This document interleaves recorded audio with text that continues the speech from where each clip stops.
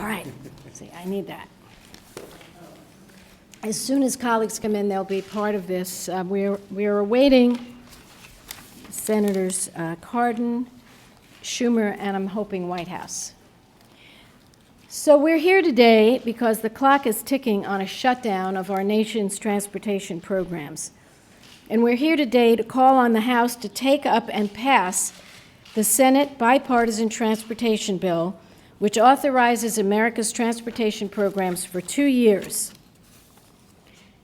It is fully funded, and it saves 1.9 million jobs and creates up to 1 million new jobs. So we're talking about close to 3 million jobs here that are on the line, and the House is playing games, and those games have to stop. We are so thrilled to have Transportation Secretary LaHood here. To me, he reflects just the best of the Obama administration. Comes to us a Republican who sets aside party loyalties to do what's right for America, and we'll be hearing from him. He will be our closing speaker. The House must pass this bill for the businesses and the working people of our nation, for the drivers of cars and trucks, for the users of public transportation, for the safety of our families in this country, and for this economy, which is moving out of the worst recession since the Great Depression. And make no mistake about it, this is the jobs bill. This is the jobs bill. You can call something a jobs bill, and you have no estimate of how many jobs it will create, like the bill on the floor today. You can call it a jobs bill with no estimate of how many jobs it might create. But this is a jobs bill, make no mistake about it, and that's why we're here. We have a chart prepared by Senator Schumer and his organization that shows how many of the 2.9 million jobs will be saved or created in every state. I mean, does that show the 2.9 or the 1.9? Good, good. So this shows you what we're looking at. And again, I thank Senator Schumer for producing this important tool so that every American can see the impact of the jobs. The name of our bill is MAP 21, Moving Ahead for Progress in the 21st Century. It provides a major boost to the construction industry, which has been especially hard hit by the recession. According to the most recent unemployment figures, nearly 1.5 million construction workers are out of work. This industry, the construction industry, is facing a 17.1% unemployment rate. The national unemployment rate is 8.3. There are enough unemployed people in the construction industry to fill 14 Super Bowl stadiums like this one. So if you think of this 14 times, that's how many unemployed construction workers there are. And I am telling you, whatever Super Bowl it is, doesn't make any difference. What we're talking about is unemployment.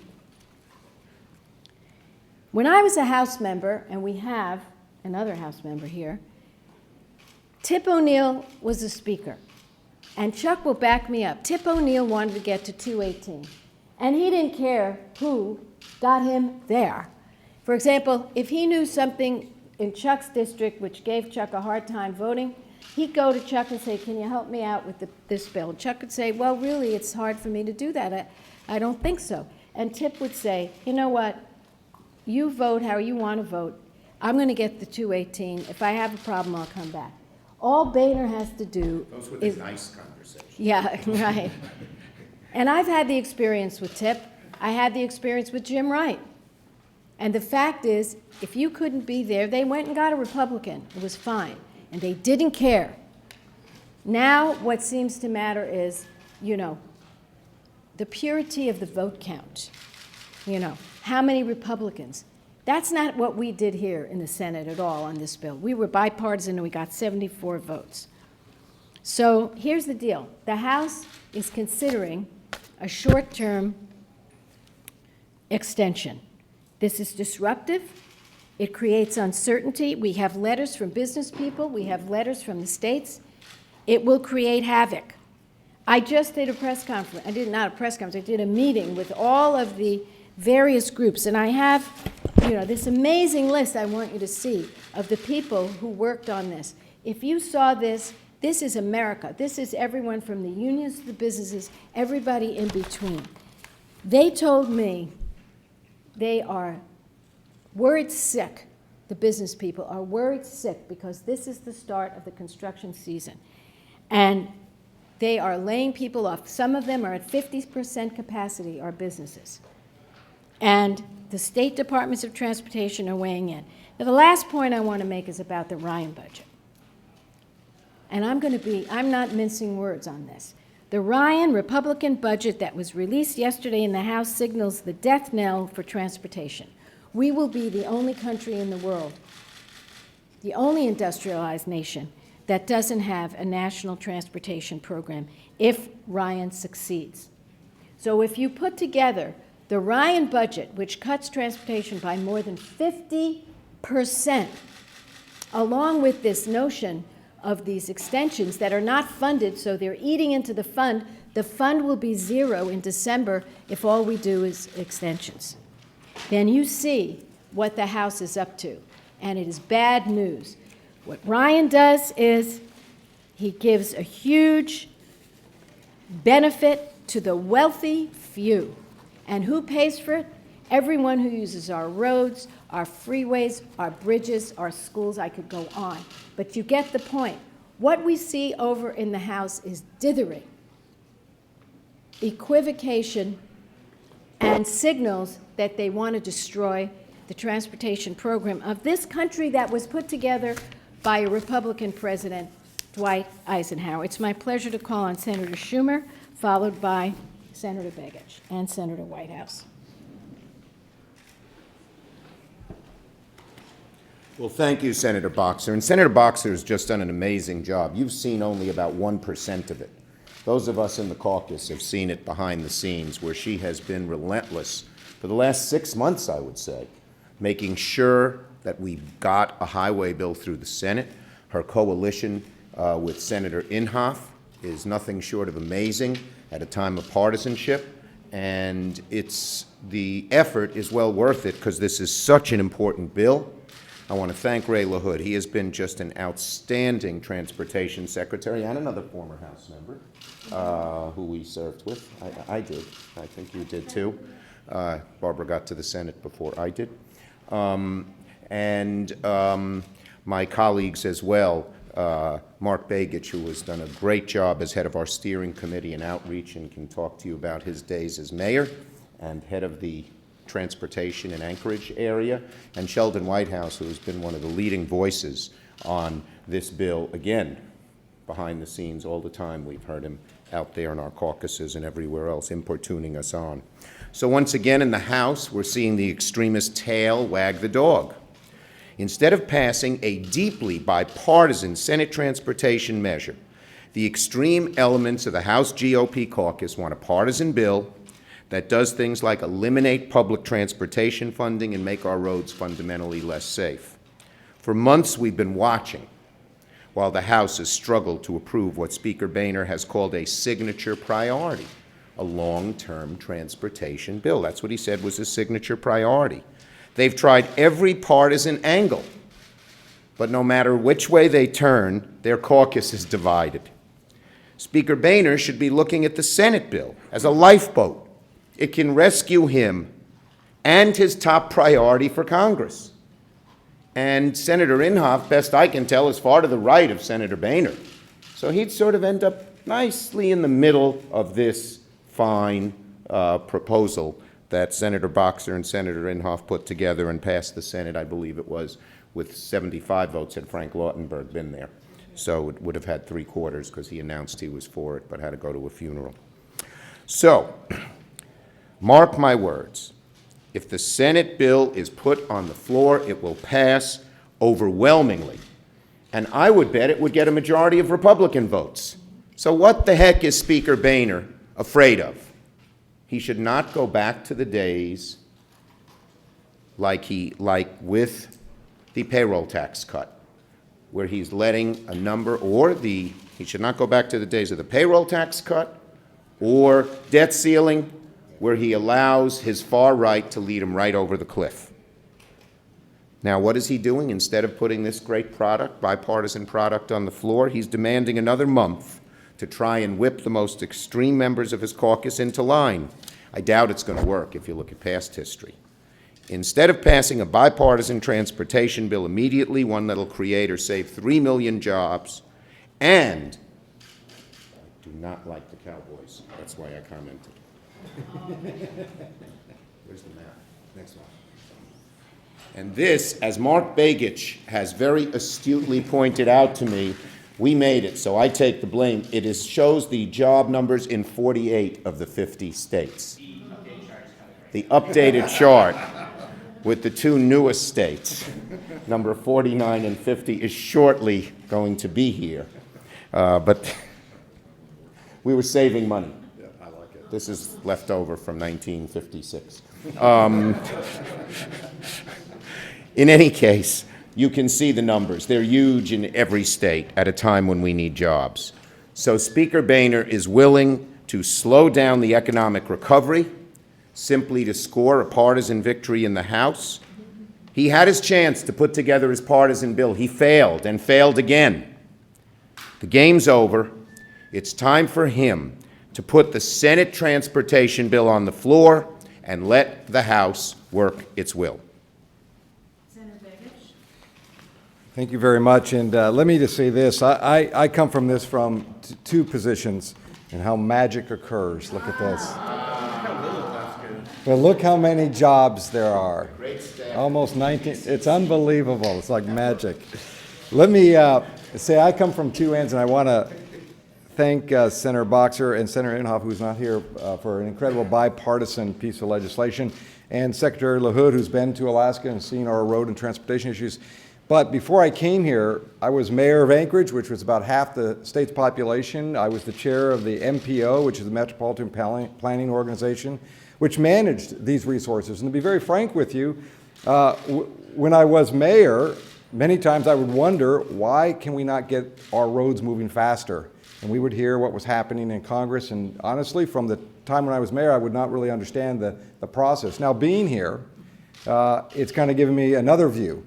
And that is this delay that will occur. And I'll give you Alaska's and most northern states, North Dakota, South Dakota, northern Minnesota, Wisconsin, northern New York, other states that have a northern region. Here's what happens. If they get an extension, right now in these states they're designing contracts, they're putting roads and getting the projects ready. MPOs are sitting there, the Metropolitan Planning Organizations, putting their plan together or what they're going to do this summer. Not next summer, right now. And when a continuation occurs or a push-off on the bill, what happens is we have to then take those projects off the list.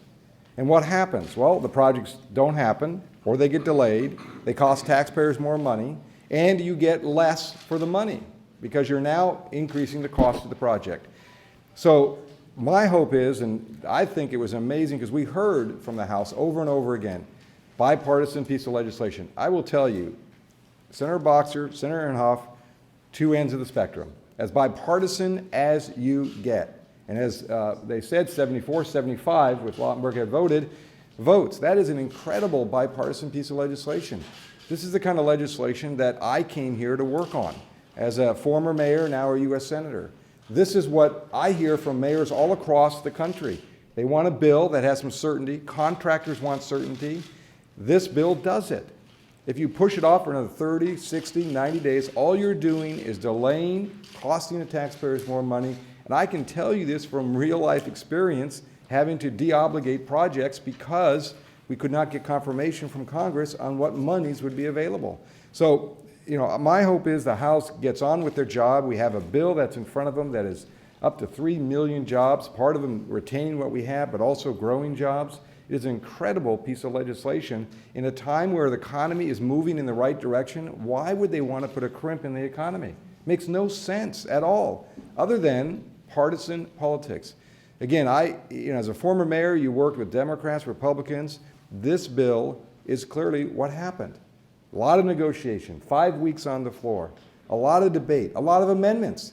As a result, a bipartisan piece of legislation that the American people are starving for. Something that we do together. It is here now in front of us, and they're playing partisan politics for electioneering process. And it's just, to me, outrageous, and I think every person across this country should be outraged by the action that the House is taking. Again, I come from two ends. One is someone who had to deal with the product of Congress as a former mayor, now someone who is producing the product for other mayors. I think we can do better. This is a bill that does better, and I hope the House gets on their job, passes what we have, and moves forward. Thank you so much. Senator Whitehouse, followed by Senator Cardin, followed by Secretary. Let me, first of all, thank Secretary LaHood for coming here. He has worked very, very hard on this, and we really appreciate his leadership on transportation issues in the executive branch. And as a member of the Environment and Public Works Committee, it has been a real privilege and honor to watch Barbara Boxer and her ranking member, Jim Inhofe, carefully craft this very significant jobs bill that will, if the House passes it, create this kind of economic impact across our country. Right now, behind me, we are voting on a bill that is, in my view, fancifully called a jobs bill that has a lot more to do with tearing down investor protections than real jobs, while a real jobs bill is sitting over there in the House, ready to go, bipartisan on this side, well thought through on this side, weeks on the floor on this side, and capable, as soon as it's passed, of presenting this kind of job growth in a country that desperately needs it. I hope that we will not take up extensions. I hope that we will force this issue, make them pass this bill, get these jobs going out there, and not allow this effort to be enmeshed in the indecision and disarray over in the House. It can be simple. Pass the bipartisan Senate highway jobs bill, period. Senator Cardin. Let me thank all of our colleagues and thank Secretary LaHood. I also want to compliment Senator Boxer for her extraordinary leadership along with Senator Inhofe in bringing forward this legislation. Maryland is on the map. That's the 28,700 is the Maryland number for those of you having a hard time following this. Let me just make one or 2 points. This bill is not just bipartisan, it's consensus.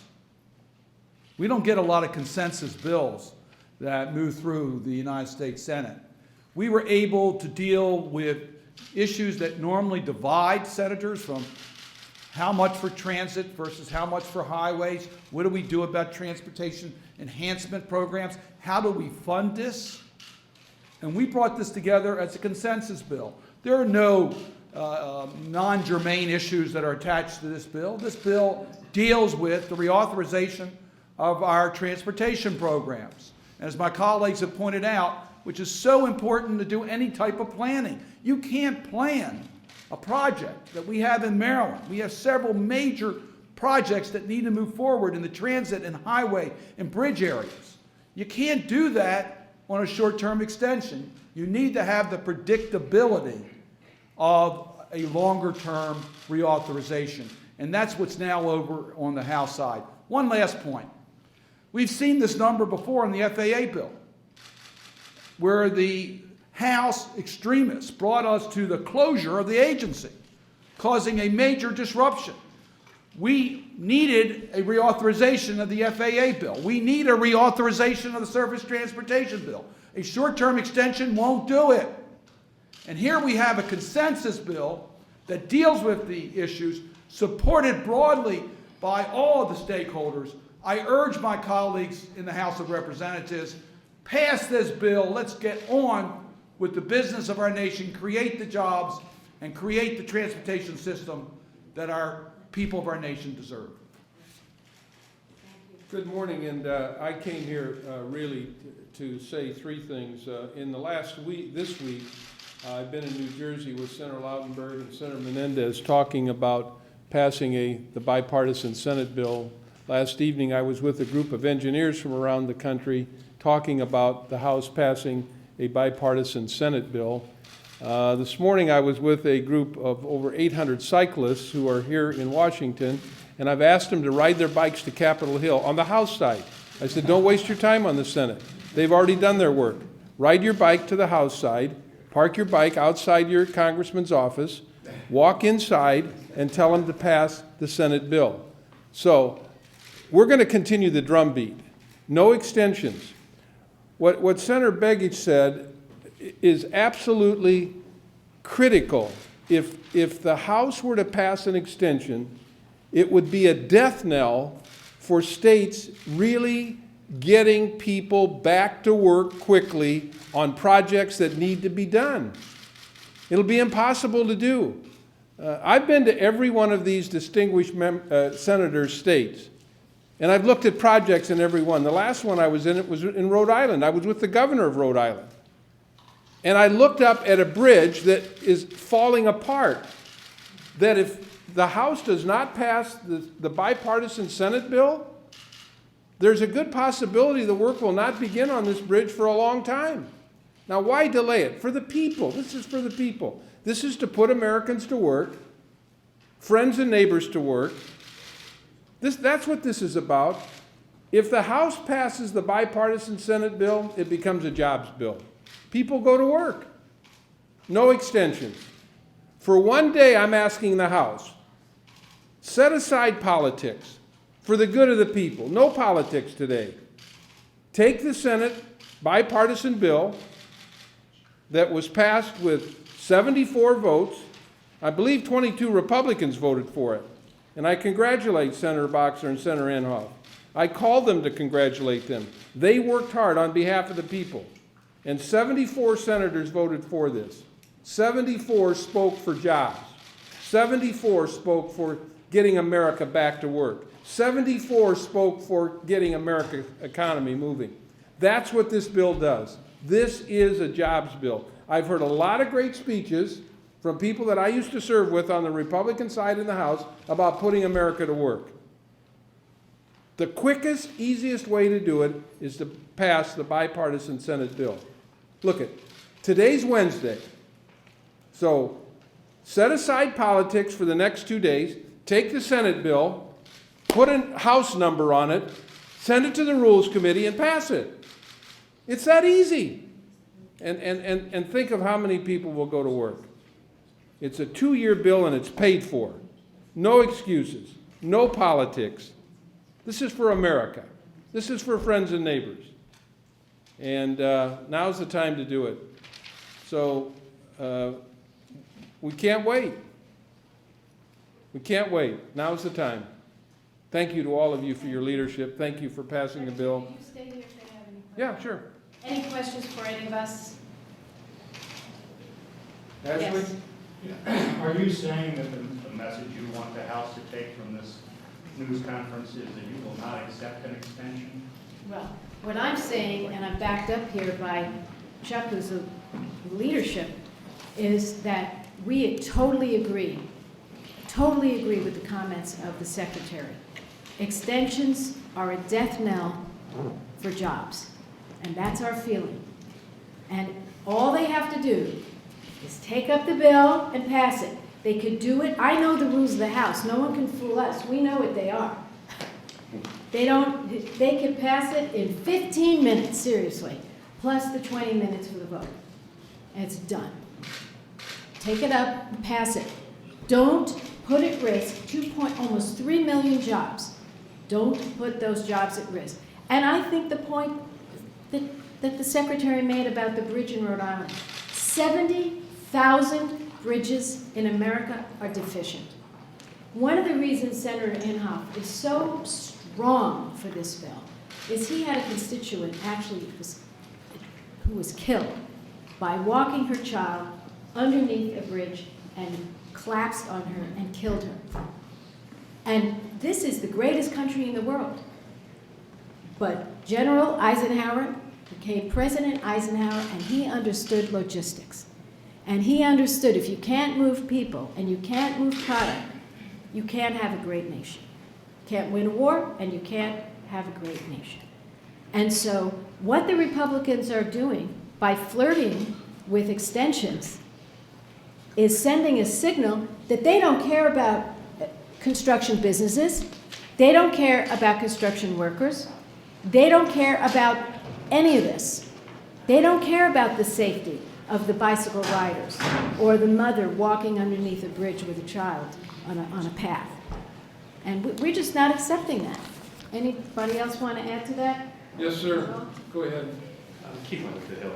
Can you talk about how widespread any job losses would be? I know you talked about the jobs that would be created if this bill would pass, but compared to like the FAA shutdown when you had the 4,000. Well, it's the FAA shutdown on steroids. It's the FAA. The FAA bill created and protected about 200,000 jobs.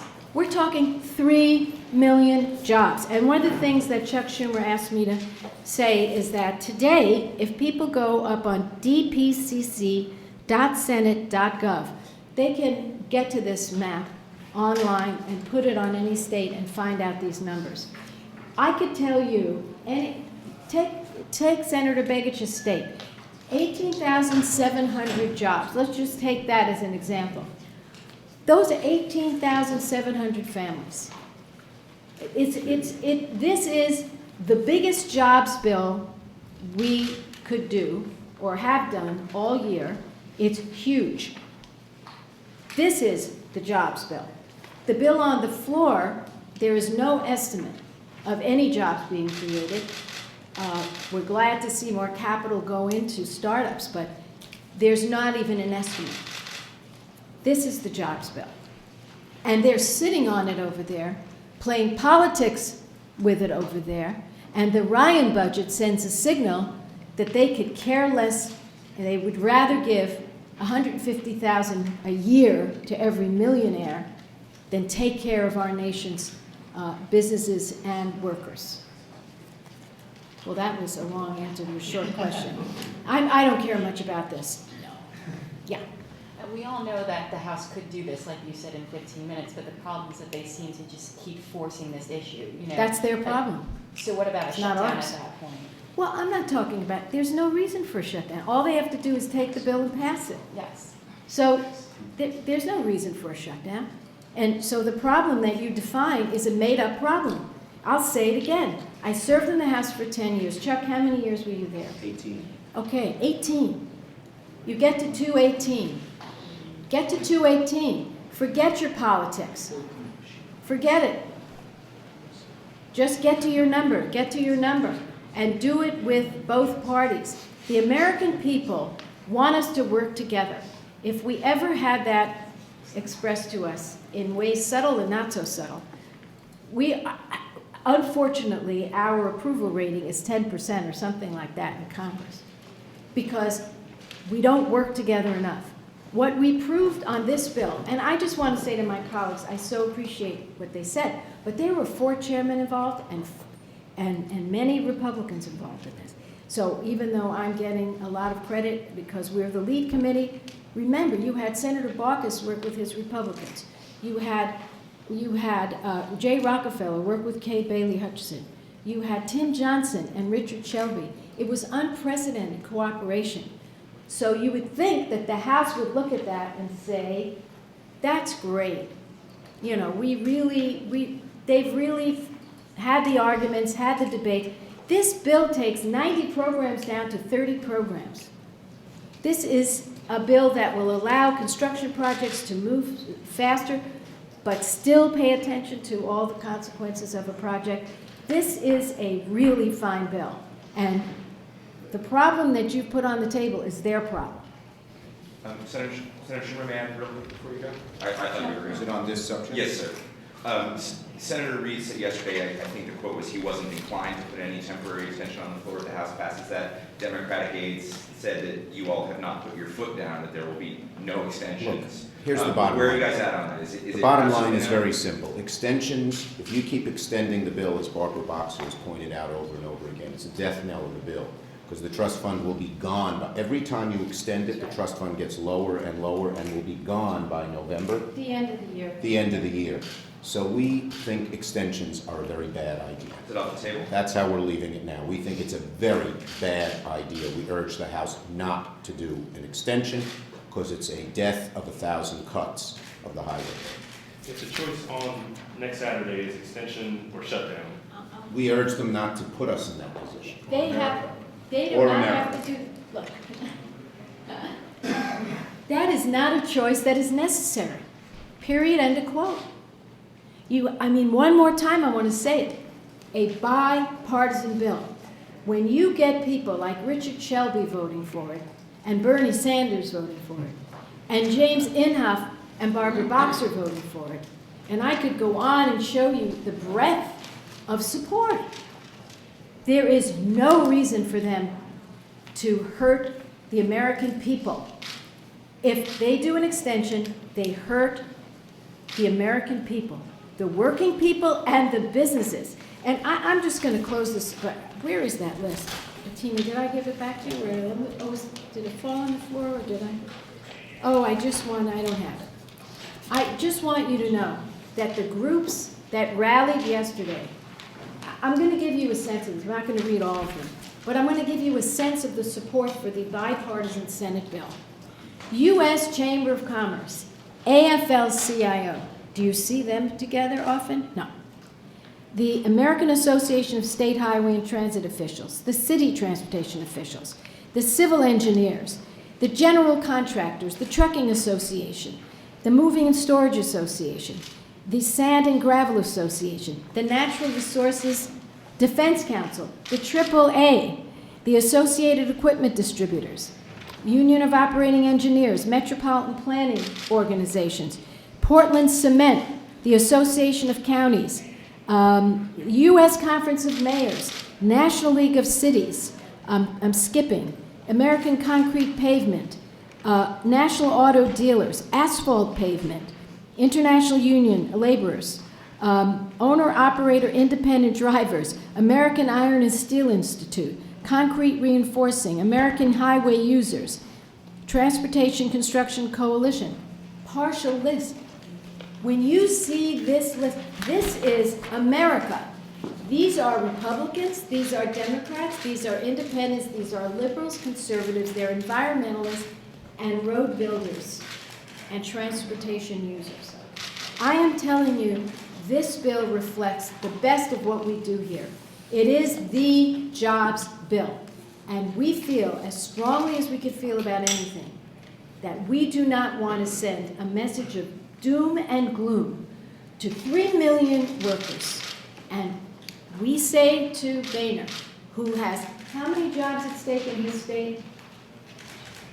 55,000. I think it's even more than that. 55. 55,000 in his state, 40,000 in Eric Cantor's state. What we say to them is protect American jobs, create American jobs, do the right thing for the people, and pass the bipartisan Senate bill. And with that, we thank you very much. Thank you, colleagues.